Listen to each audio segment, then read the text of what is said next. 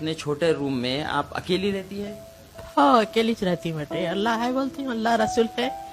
जी। खबर तो इससे छोटी रहती ना बेटे। वो सोच लेके गए तो लेगी भागी, ना धूप देखती थी ना छाँव देखती थी।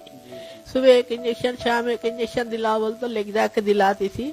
अब ऐसा पाली ना बेटे भाई, कितनी तकलीफ से पाली में आपको बोले तो मार देना था, मर जाने देना था, कहीं को पाले बोलते बेटा। आज ये जवाब देते बेटे, आज ये जवाब देते माँ को बेटा। है अच्छे ही बोलती ना बेटे, माँ है, अब कैसा बोल सकती बुरा औलाद को। कैसी भी रहो औलाद अच्छी है बोलती बेटे। बेटे हैं, एक बेटे हैं, अनुभव के साथ है। अनुभव की भी मिजाज अच्छी नहीं है, उनके साथ है। अल्लाह रसूल को देख लेते हुए जी ले रही है कोई। ربك ألا تعبدوا إلا إياه وبالوالدين إحسانا إما يبلغن عندك الكبر أحدهما أو كلاهما فلا تقل لهما أف ولا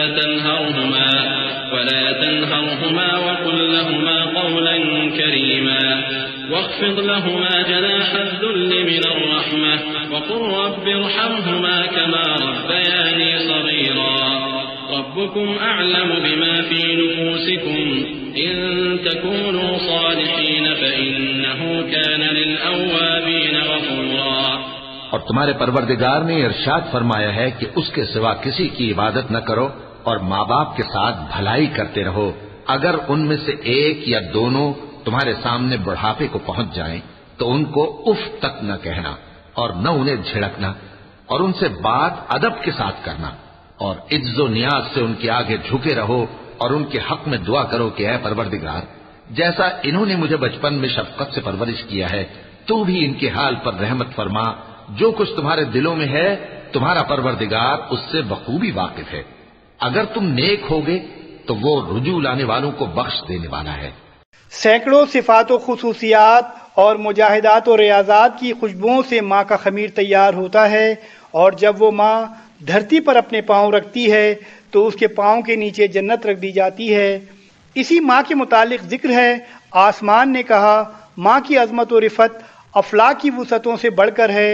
زمین نے کہا ماں کے پیروں کی دھول میں بھی پھول اگتے ہیں۔ چاند نے کہا ماں ایسی میٹھی روشنی جس میں ممتا اور محبت کی کلیاں مسکراتی ہیں۔ تاریکی نے کہا ماں ایک تابندہ ستارہ ہے جو اندھیرے میں روشنی بکھیرتی ہے۔ ستاروں نے کہا ماں ایسی دیپ ہے جس کی تابندگی کے آگے زہرہ، مریخ اور ثاقب کی روشنی بھی ماند ہے۔ بادل نے کہا ماں کی نظر کرم ابر رحمت کا خوشگوار سایہ ہے۔ سمندر نے کہا ماں کا دل ساگر سے بھی زیادہ گہرا ہے جہاں پر رنج و غم چھپ جاتے ہیں۔ مالی نے کہا ماں ایک چمن ہے جس کے پھولوں کی رنگت کبھی ماند نہیں پڑتی۔ پھولوں نے کہا ماں ایسی خوشبو ہے جس کے وجود سے پوری کائنات معطر رہتی ہے۔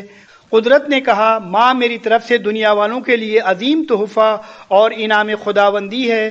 ماں جس کی پیشانی میں نور، جس کی آنکھوں میں ٹھنڈک، جس کی باتوں میں محبت، جس کے دل میں رحمت، جس کے ہاتھوں میں شفقت، جس کے پیروں میں جنت، اور جس کی آغوش میں پوری دنیا کا سکون رکھ دیا گیا۔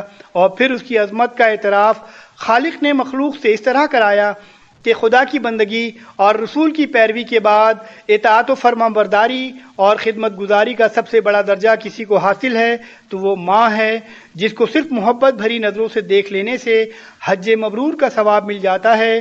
رب کائنات ہم سب کو والدین کی خدمت اور فرما برداری کی توفیق عطا فرمائے، آمین یا رب العالمین۔ ماں زندگی ہے، مرکز صبر و قرار ہے۔ ماں ایک چمن ہے جس میں مسلسل بہار ہے۔ ماں لطف ہے، سکون ہے، شفقت ہے، پیار ہے۔ ماں ایک عظیم نعمت پروردگار ہے۔ ماں پہلی درسگاہ ہے عقل و شعور کی۔ ماں شمع فروزہ ہے محبت کے نور کی۔ ماں نظارہ ہے قدرت رب خلیل کا۔ ماں چشمہ خلوص ہے الفت کی جھیل کا۔ دنیا کا کوئی رشتہ اس خلوص کی مثال پیش نہیں کر سکتا۔ خدا کو اس پر اتنا اعتبار ہے کہ اس کو اپنی محبت کا پیمانہ بنا لیا۔ خدا کے بعد وہ واحد ہستی ہے جو عیب چھپا چھپا کر رکھتی ہے۔ تیری حمایت میں وہ عذر تراشتی ہے کہ تیرے باپ کو مطمئن اور تجھے حیران کر دیتی ہے۔ باپ کھانا بند کر دے تو وہ اپنے حصے کا کھلا دیتی ہے۔ باپ گھر سے نکال دے تو وہ دروازہ چوری سے کھول لیتی ہے۔ خدا کے سوا کوئی تیرا اتنا خیال نہیں رکھتا جتنا ماں رکھتی ہے۔ خدا نے بھی جنت اٹھا کر اس کے ماں کے قدموں تلے رکھ دی۔ اللہ پاک سب کو ماؤں کی لمبی زندگی دے۔ جن کی مائیں فوت ہو گئی ہیں انہیں اللہ پاک جنت فردوس میں اعلیٰ مقام عطا فرمائے، آمین ثم آمین۔ بعض اوقات دیکھنے میں آیا ہے کہ اس عظیم ہستی کے ساتھ اس کی اولاد ناروا سلوک کر جاتی ہے۔ بعض معاشرے میں تو بوڑھے والدین کو اولڈ ہومز میں چھوڑ آتے ہیں، اس طرح ہسپتالوں میں بھی ان کی مناسب دیکھ بھال نہیں ہوتی۔ کچھ لوگ والدین کے بڑھاپے میں ان سے اکتا جاتے ہیں، حالانکہ نبی کریم صلی اللہ علیہ وسلم کا دلوں کو ہلا دینے والا ارشاد گرامی کہ جس نے بڑھاپے میں اپنے والدین کو پایا اور ان کی خدمت کر کے جنت حاصل نہ کی وہ تباہ و برباد ہو جائے۔ آپ صلی اللہ علیہ وسلم نے فرمایا آمین۔ بعض لوگ ماں کا اتنا احترام نہیں کرتے جتنا اس کا حق بنتا ہے، اس لیے ہمیں چاہیے کہ اس شفیق ہستی کی محبتیں زیادہ سے زیادہ سمیٹیں اور اسے ہر حال میں خوش رکھنے کی کوشش کریں۔ ماں شفقت، خلوص، بے لوث محبت اور قربانی کا دوسرا نام ہے۔ ماں دنیا کا وہ پیارا لفظ ہے جس کو سوچتے ہی ایک محبت، ٹھنڈک، پیار اور سکون کا احساس ہوتا ہے۔ اس کا سایہ ہمارے لیے ٹھنڈی چھاؤں کی مانند ہے۔ چلچلاتی دھوپ میں اس کا دست شفقت شجر سایہ دار کی طرح صاحبان بن کر اولاد کو سکون کا احساس دلاتا ہے۔